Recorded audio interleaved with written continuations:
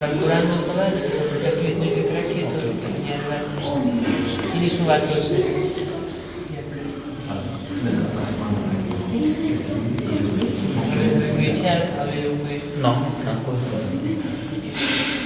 درباره قرآن ایشون سوالی پرسیده که اونشو جواب بخوایم بعد درباره تقلید هم حرفایی داریم.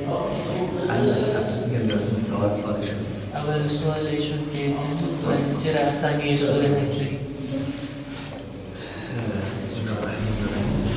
اسامی سوره که یعنی توسط پیامبری از طرف خدا یک مشخص میشه سوره البقره.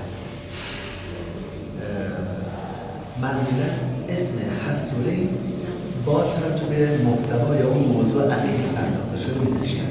کی میذاشت؟ آیا پیامبر یا جبرئیل. میبینید من الان چیز خاصی ندارم در کتابی که از طرف خداوند گذاشته میشه یا پیامبر، ولی قطعا مال همون زمان، یعنی بعد از پیامبر نیست. این قطعا اون زمان خود پیامبر نیست گذاری شده. سورانی અંદર જે આપણે જોઈએ ને એ સૂરાના નામ છે. એ સૂરાના નામ એ સૂરાની અંદર જે કંઈ ચર્ચા થઈ છે એના ઉપરથી લેવામાં આવ્યું છે. એટલે સૂરે બકરામાં ગાયનું એક ઓલું છે, એમાંથી સ્ટોરી છે ગાયની, જેનાથી મૂસાની, એનાથી નામ લેવામાં આવ્યું છે. આ બધું રસૂલના જમાનામાં જ થયું છે. રસૂલ પછી બન્યું એવું નથી. એ રસૂલના જમાનામાં જ યા રસૂલ ખુદા રાખતા યા ખુદા તરફથી આવતું જે ફીલ આવતા કે આ સૂરો ને એનું નામ આ છે.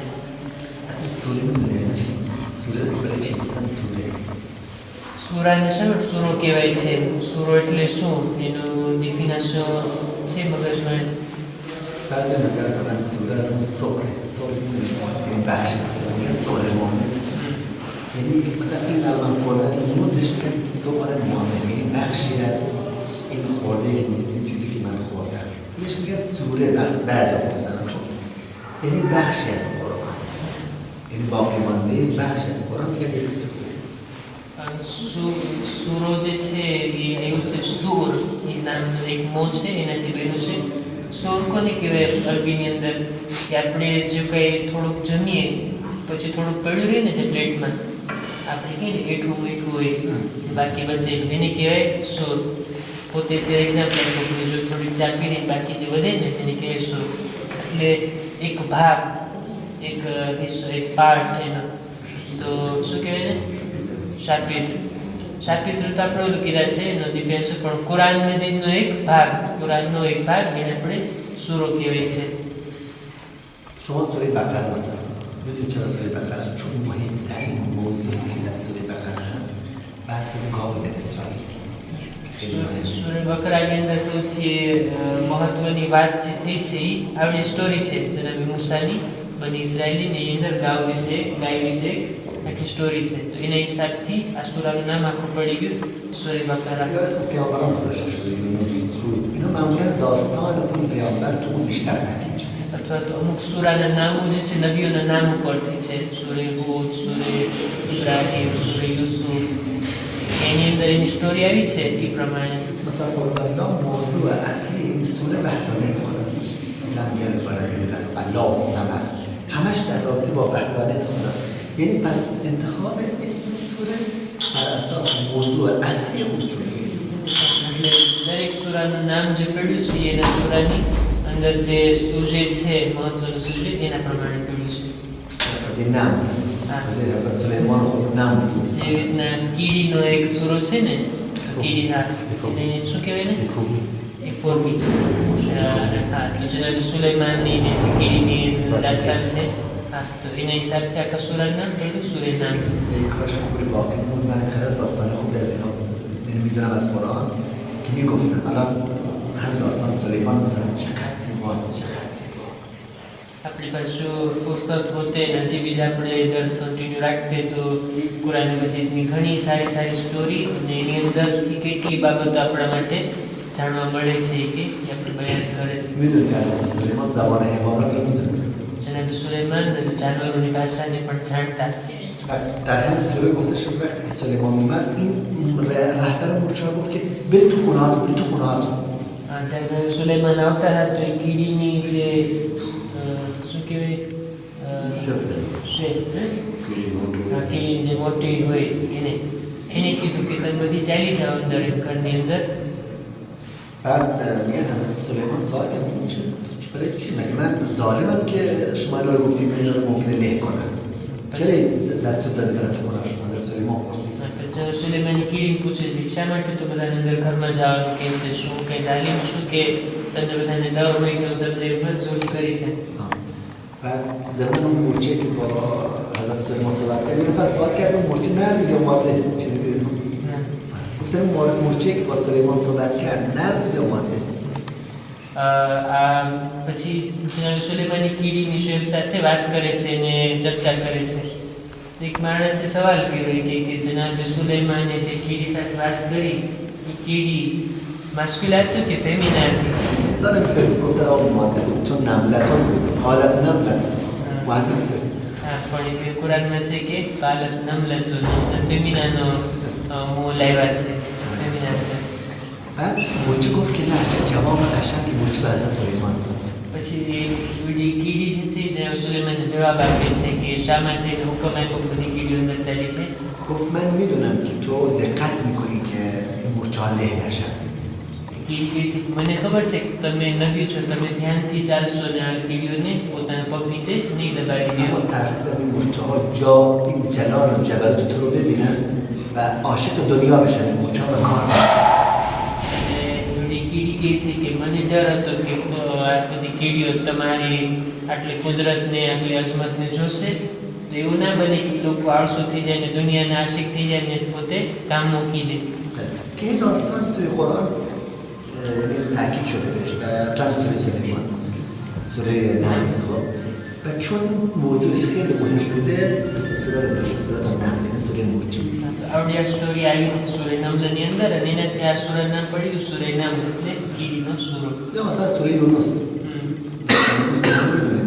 જનાબ યુનુસની સૂર્ય તમે જાણો છો સૂર્ય યુનુસમાં આવીશ ત્યાં તો સૂર્ય નામ નબીના નામ ઉપર પડી છે. پیامبر بود یک خطای کوچولویی کرد خدا اینطوری ادب کرد એક નબીથી જે કંઈ તરફી ઓલા થયું હતું તો એનો પછી ચલો ખુદાએ આપણને 40 روز تو شکم ماهی بود 40 દિવસ સુધી માછલીના પેટમાં હતા.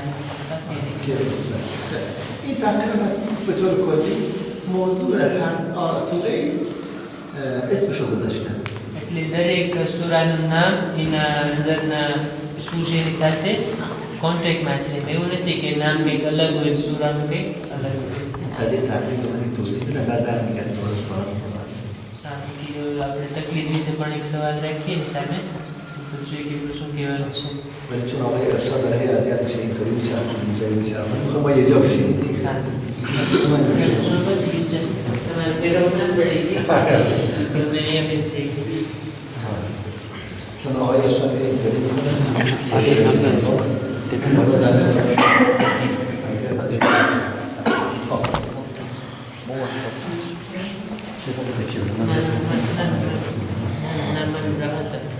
السلام عليكم اللهم صل على محمد وعلى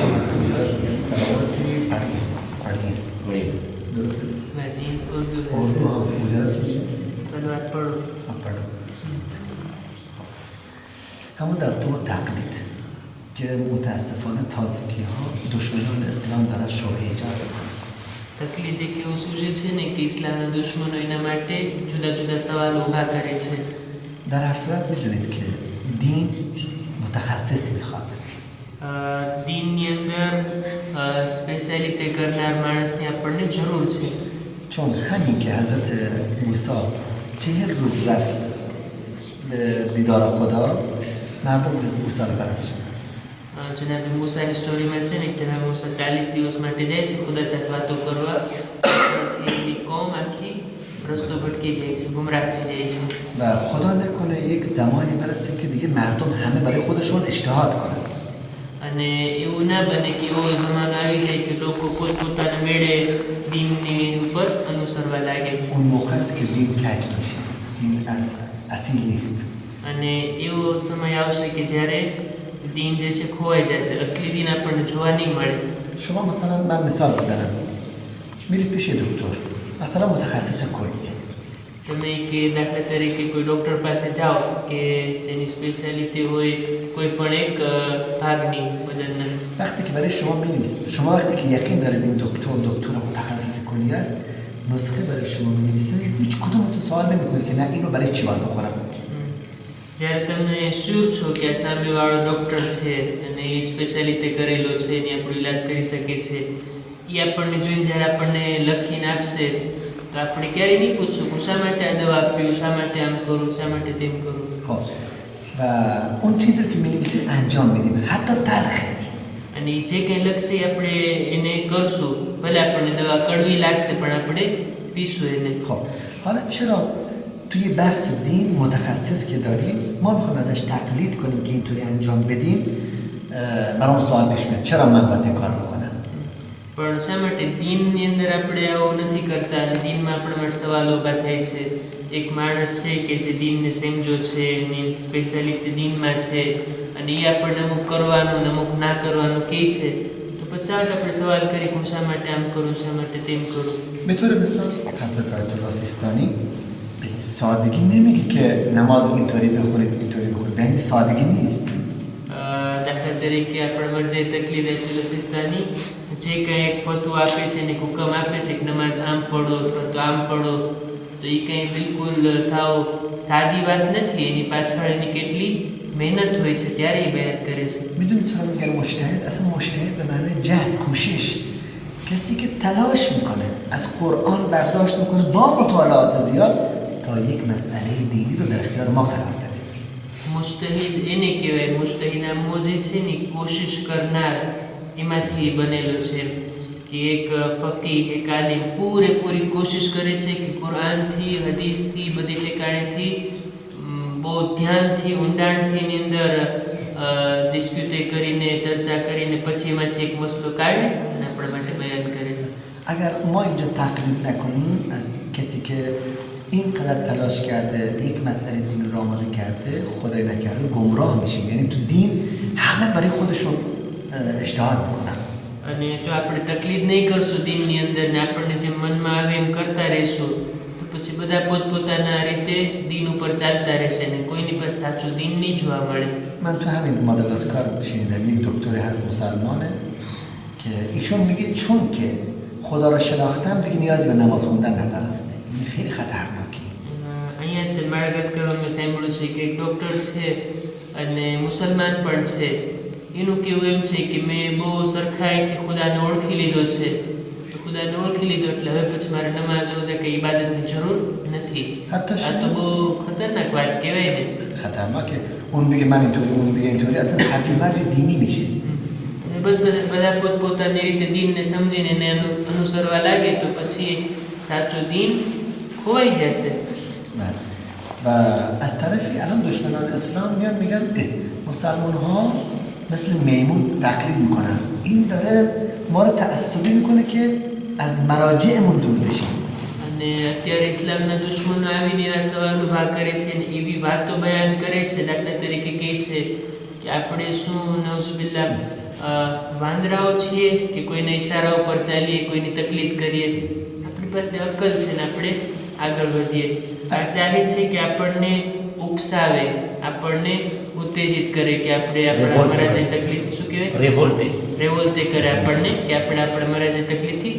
دور چله جایی در حالی که اگه شما برگردید بهش بگید که خیلی خوب پس تو میری پیش دکتر متخصص اینا رو میگه انجام میدی چرا ازش نمیپرسید تقلید میکنید در واقع شما هم داره تقلید میکنید میمونه جواب بده જ્યારે આપણે એ લોકોને જવાબ દઈએ છીએ કે આપણે ડૉક્ટર પાસે જઈને એની પાસે દવા લઈએ છીએ તો આપણે જાણે એમ કે ડૉક્ટરની તકલીફ કરીએ છીએ અને જેમ કે એમ જ આપણે કરીએ છીએ તો આ પણ શું વાંદરાની નિશાની છે કે આપણે ای که چه این اشاره و پر اپر نتیجه میبینه همون اروپایی توی شبکه‌های من میبینن مثلا میگه دکتر به من گفته روزی 10 قدم برو این 11 قدم نمیره અમુક લોકોને ડૉક્ટર કહે છે ને કે તમારે આટલું ચાલવાનું દાખલા તરીકે કીધું કે 10 પાર તમારે ચાલવાનું છે તો પછી એટલું જ ચાલશે વધારે નહીં ચાલે જેટલું કીધું છે ડૉક્ટર એટલું જ કરશે ولی الان مجتهد من به من میگه که تو اینطوری روزه بگیر تا این موقع بخور خب این دیگه نیاز به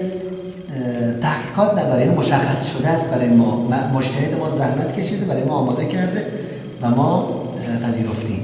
અને આપણા મુસ્તહિદ જ્યારે કહે છે કે તમે આ રીતના રોજો રાખો, આ ટાઈમે ખાઓ, આ ટાઈમે ઇફતાર કરો બધું, તો પછી એની અંદર કેમ આપણા માટે સવાલ ઊભા થાય છે કે શા માટે હું આમ કરું, શા માટે તેમ કરું? આપણે શું હોવું જોઈએ કે સામેવાળા એટલી મહેનત કરી છે ને મસલો સમજ્યા છે ને આપણા માટે બયાન કર્યો, આપણું કામ છે એના ઉપર અમલ કરવો. مگر اینکه یک فتوایی بده که اصلا به عقل جور در نیاد، اونو واقعا کسی نمیپذیره، نه میبینی حدیث گفته شده نه آیه قرآن میگه. ક્યારે એવું ના બને કે મસલન કોઈ મુસ્તહિદ જે છે એવું ફતવો આપે કે જે અક્કલની વિરોધ હોય, નો કુરાનમાં મળતો હોય, નો હદીસમાં મળતો હોય, એવી ચીજ હોય તો એની ઉપર તો કોઈ અમલ નહીં કરે. فکر همین قدر کافی باشه. એટલી દિવસે આટલું બસ છે. સિવાય જો તમારા કઈ ના, સવાલ હોય પણ તો સવાલ છે કે આ શેખ જેટલું બોલ્યા પણ આપણા માટે અટાણે જે બાલિક થઈ જાય એના માટે 12મા હજી નથી ત્યાર સુધી તકલીફ વાજિબ છે કે નથી, જે બાલિક થઈ જાય એના માટે? કારણ કે તમે શું કીધા કે જે તકલીફ ના કરે, પણ એસકે એવું કા હોય કે ના કરે પોતે એને કંઈ શ્વાસ છે કે ના કરે એક વખતથી બાલિક થઈ જાય? આપણે જેવી રીતના કહીએ છીએ કે આપણે જ્યારે વાજિબ હજમાં જઈએ, વાજિબ હજનો તો પહેલી કોન્ડિશન છે કે તકલીફ કરે તો જઈ શકે વાજિબ હજમાં. તો આપણે બાલિક થઈ જાય તો ત્યારે શું તકલીફ વાજિબ નથી? આપણે છે ને જો તકલીફ વિશે અને જવાબ હું ચાહું છું કે પોતે આપું. આપણે તકલીફની અંદર એવું છે, જો આપણે બાલિક થાય ને તો આપણી પાસે 3 શ્વાસ છે. જ્યારે આપણે બાલિક થયા 3 શ્વાસ, ત્યાં તો તમે પોતે મુસ્તહિદ બનો. પહેલેથી બાળપણથી તમે શરૂ કરો, 7-8 વર્ષના હોય હતા અમુક એવા આલિમો કે એ લોકો 7-8 વર્ષથી 10-11 વર્ષના હતા, બની ગયા, બાલિક થયા તો પોતે જ મુસ્તહિદ, પોતે જ આયતુલ્લાહ, પોતાના ફતવા પર અમલ કરે, જેવો અત્યારે આપણા માટે પોસિબલ નથી કે બાલિક થાય તો આપણે મુસ્તહિદ હોય. એક આ. બીજું છે એહતિયાત. એહતિયાત પણ એક એવી ચીજ છે ને કે જે છે ત્રી ડિફિસિલ. એટલે શું? દાખલા તરીકે ફલાણે આમ કીધું, ફલાણે આમ કીધું, ફલાણે આમ કીધું, આપણે કંઈક એવો અમલ કરીને કે બધાની વાત આવી જાય.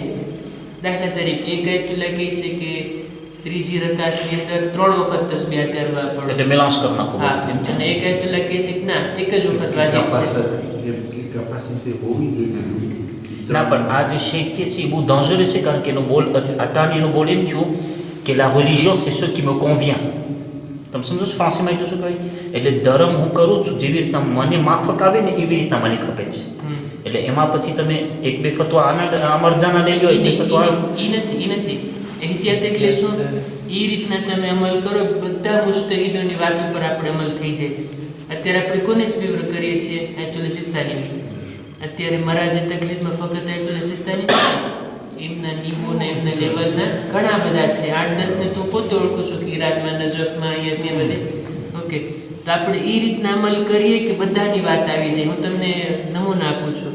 દાખલા તરીકે એક આયતુલ્લાહ કહે છે કે ત્રીજી રકાતમાં વાજિબ છે કે 3 વખત તસ્બીહ કરવા પડો.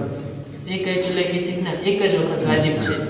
આપણે શું કરીએ? 3 વખત પડીએ. આની વાત આવી ગઈ, આની વાત પણ આવી ગઈ. એક આયતુલ્લાહ કહે છે કે દાખલા તરીકે તમે અહીંથી અંજીરા બે જાઓ તો તમારી નમાઝ કસર છે.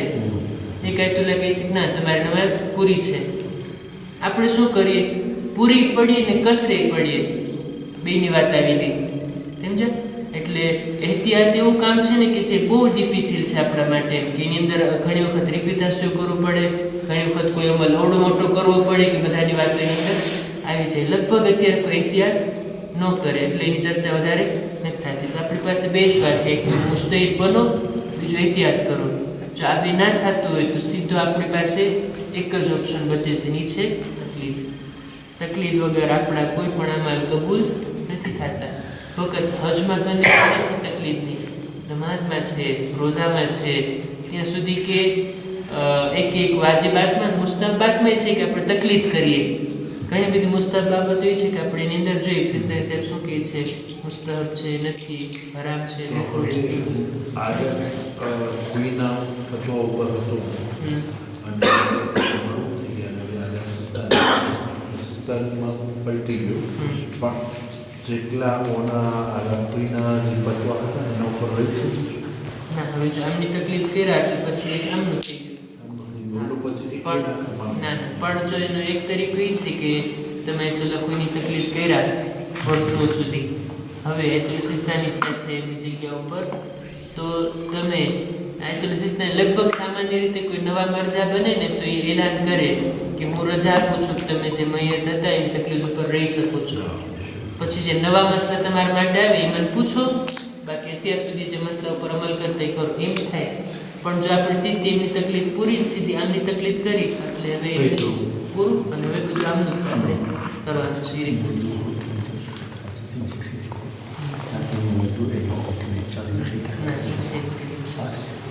که مثلا تو وضو هیچ کس شک نداره که وضو باید، یعنی وضو باید گرفته بشه، ولی حالا اینکه وضو مثلا مسحش که برداشت میکنه اینطوری مس، یکی میگه نه اینطوری مس، ولی توی خود اصل حکم هیچ اختلافی نیست، یعنی بین مراجع توی نوع انجام دادن شاید برداشت ها متفاوت باشه. اصلا سوالی پیش نمیاد برای اختلاف مراجع. این چیز مثلا از گفتید که مراجع نه این باقی موندن به تقلید میت تو اینا بود. ફર્સ્ટ આપણી પાસે આ ત્રણ વાત થઈ, મુસ્તહિદ બનો, એહતિયાત કરો અથવા તો તકલીદ. તકલીદ આપણા માટે જરૂરી છે, અને તકલીદ કરવા માટે આપણે કીધા ને કે આપણા લોજિકની વાત છે. જે રીતના આપણે ડૉક્ટર પાસે જઈએ, ડૉક્ટરની તકલીફ કરી, આપણે મકાન બનાવશું તો એન્જિનિયરને આપણે બોલાવશું, એ કહેશે કે અહીંયા પિલ્લોર આવવો જોઈએ, ત્યાં જ આવે. આપણે કંઈક છે આ તે ના, કેમ કે એ જાણકાર છે. તો કોઈ પણ માણસ ન જાણતો હોય એ જાણકાર પાસે જાય, આ લોજિકની વાત છે. અટાણે જો આપણે 12મા ઇમામની ગેરહાજરીમાં જો આપણે ગુનાથી બચવું હોય તો સારામાં સારું છે રસ્તો, સારામાં સારો રસ્તો તકલીફ છે. હા એ તો છે, એ તો છે જ. કારણ કે અંદરમાં જેટલા કાયદા કાનૂન છે એ આપણે રિસ્પેક્ટ કરવા જોઈએ. હા છે. અને આપણી શરીયત જે છે ને, આખો દીન જે છે ને, એના બે ભાગ છે. એક તો છે અકીદા, બીજું છે અમલ. અકીદા એટલે શું? આપણે દિલથી યકીન રાખવાનું છે ખુદા છે, રસૂલ છે, ઇમામ છે, ખુદા આદિલ છે અને કયામત આવશે, એની ઉપર આપણે ઈમાન રાખવાનું છે. એ બધું આપણે લોજિકથી, અક્કલથી સમજવાનું. બીજું છે અમલ, નમાઝ પઢવાની છે, પછી રોઝા, ઝકાત આપણે કહી છે ને, ઉસૂલે દીન અને ફુરુએ દીન. ઉસૂલે દીન 5: તૌહીદ, અદાલત, નબુવત, ઇમામ અને કયામત. યાથી પોતે રિસર્ચ કરવાની છે, પોતે સમજવાનું છે, પોતે અકલમાં ઉતારવાનું છે. એની અંદર તકલીફ નથી. તકલીફ શેમાં છે? ફુરુએ દીનમાં છે. ફુરુએ દીન કેટલા છે? 10. કઈ ને નમાઝ આપણે મદ્રસામાં પડતા, ફુરુએ દીન એટલે દીનની દાળો 10 છે. કઈ કઈ? પ્રથમ નમાઝ, બીજું રોઝા, બોલો, ત્રીજું હજ, ચોથું પાંચમું, છઠ્ઠું જેહાદ, સાતમું અમ્ર બિલ મારૂફ, આઠમું નહી અનિલ મુનકર, નવમું તવલ્લા, 10. આ 10 ની અંદર તકલીફ છે. દાખલા તરીકે અલ્લાહ એક છે, કોણે કીધું? બેતુલ સિત્તાને કીધું અલ્લાહ એક છે. એમ થાય? ના થાય. અલ્લાહ એક છે, આપણે માનવાનું છે કે હા ખુદા છે, આ દુનિયાને પેદા કરનાર કોઈ છે, અને એક જ છે, યુનિક છે, એ આમ છે, એ તેમ છે, એની પાસે ઇન્સાનો જેવું બદન નથી, આમ છે તે ઘણી બધી વાતો જે છે. પછી રસૂલે ખુદા છે, રસૂલે ખુદા જે પૈગામ લઈને આવ્યા આપણે એની પર અમલ કરવાનો છે, એની પર ઈમાન લાવવાનું છે બધું.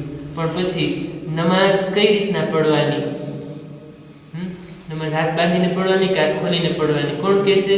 આયતુલ્લાહ સિસ્તાની કહેશે. અલહમદુનો સૂરો કેમ પઢવાનો? અલહમદુનો સૂરો પછી બીજો સૂરો પઢવાનો. પછી રૂકુમાં, સજદામાં આપણને શક થાય, આ થયું તે થયું, બધા મસલા કોણ આપણને કહેશે? આયતુલ્લાહ સિસ્તાની. અથવા કોઈ પણ મરજે તકલીફ એ આપણને કહેશે. તો ફુરુએ દીન આપણું, જો આપણે તકલીફ ના કરતા હોય તો આપણો દીન અધૂરો છે. આપણે અલ્લાહને માનીએ, નબીને માનીએ, રસૂલને માનીએ, ઇમામને માનીએ, બધું કયામતનો કીધું, પણ આપણા અમલ તકલીફ પ્રમાણે નથી તો આપણું દીન અધૂરો છે. ઓકે,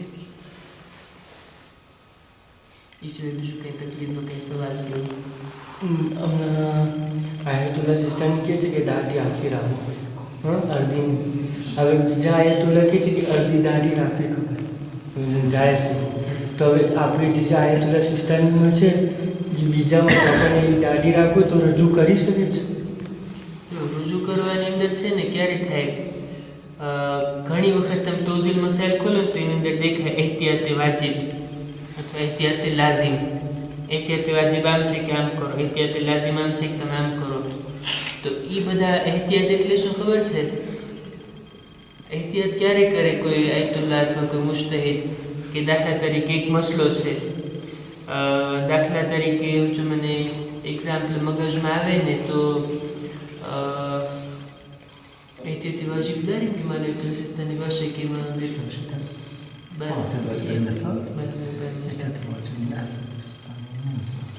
દાખલા તરીકે તમને એક એક્ઝામ્પલ આપું. મસલન હિન્દુનું ખાવું, બરાબર, આ મિસાલ છે, મને હું શ્યોર નથી કે તો સિસ્ટમ શું પતું. હિન્દુનું ખાવું જાયઝ છે કે જાયઝ નથી? આ એક સવાલ પૂછવામાં આવે આયતુલ્લાહથી. હવે આયતુલ્લાહ કુરાનમાં જોવે, હદીસમાં જોવે, અહીંયા જોવે, ત્યાં જોવે, આ કિતાબ બધી કિતાબ બધું ઊંચું નીચું કરી નાખીને એક એમાંથી એને કાઢે, એને કંઈ જવાબ ન મળે. બરાબર, માસૂમ તો નથી કે બસ બધું ઇલ્મ હોય, ક્યારેક એને જવાબ ના મળે. એ કોઈ ડિસિઝન ના લઈ શકે કે હિન્દુનું ખાવું જાયઝ છે કે જાયઝ નથી. તો એ શું લખે? એહતિયાતે વાજિબ છે કે ખાઈ શકાય, અથવા એહતિયાતે વાજિબ છે કે ના